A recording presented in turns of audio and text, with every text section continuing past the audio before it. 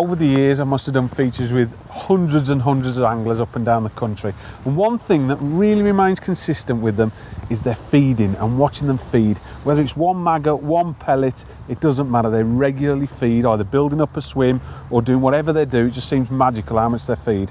And I've come down to Kingsley's Pools in Wolverhampton, gorgeous place, to see one of the most consistent anglers on here and one of the best young bright talents that I've seen, Middy's Jordan Hall. And I'm going to talk to him about it. I just watched him use a little thing on this match, 192 pound he had, and his feeding was so precise, so regular, and I wanted to find out exactly how he was doing it. So, Jordan, Steve, big up yourself. Nice like that now, Steve, like from Wolverhampton. Mate, congratulations on that win, pal. Yeah.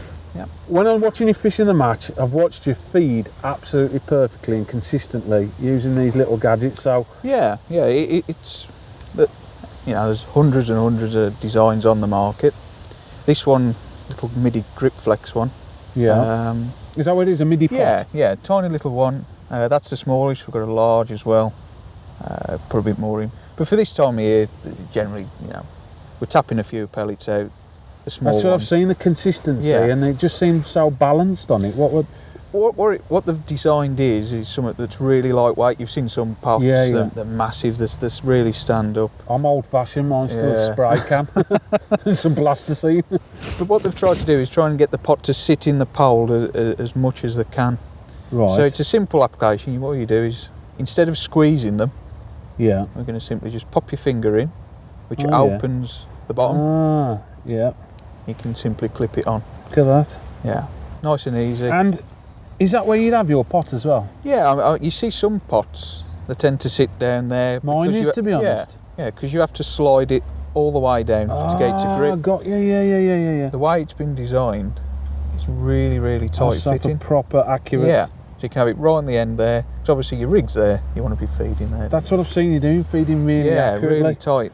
So it looks like you've just been feeding a few pellets as well. Yeah, what the aim was today, simply fill it up with a few, ship it out, and all we're going to do is just tap a few, obviously lift, drop, just try and entice them F1s that don't really want to feed. It's been cold, I'm starting to slow down now, and just simply tap a few more. So that's a good indication actually how many pellets are being fed there, because that's quite a few pellets in it in the winter. It is for a lot. You think ratio wise, if there's 50 pellets there and you've got one in the middle, that's 50 to 1 chance.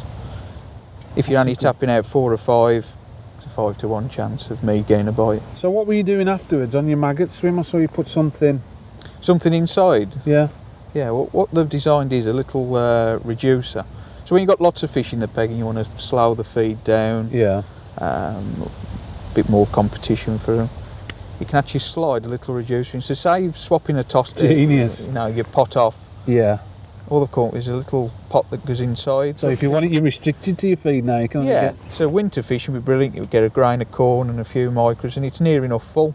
Do you know, like me, I get tempted to fill it all up and go. I do as well. Yeah. So that's the idea of it, really. They're pretty nifty on them. Yeah. And I see you've got two sizes in your pot though. Yeah. And is it the same principle for this big one? Exactly the same. Just a press. I can't believe that. That's so simple. And clips on. And you noticed as well, it doesn't move. So if you hook a fish and it tears off, it ain't going to pop off like some pots. And it's also, the top stays rigid. You know, some pots that tend to flex and this one don't. Is that, and taking it off's the same process? Yeah, exactly the same. Is that it? Really soft. Even I could do that. Even you could do that, Steve, yeah. That's amazing, that is, mate. And what they're called? Grip flex pots. Middy's grip flex pots. Yeah, grip flex pots. Mate, it's a genius thing, and if I use them and catch half as many fish as you've done today, you might have £10. I might have £10. Mate, thanks a lot for showing us that, mate. Steve. Cheers, thanks again, Jordan, mate. Congratulations. Brilliant young angler. Cheers.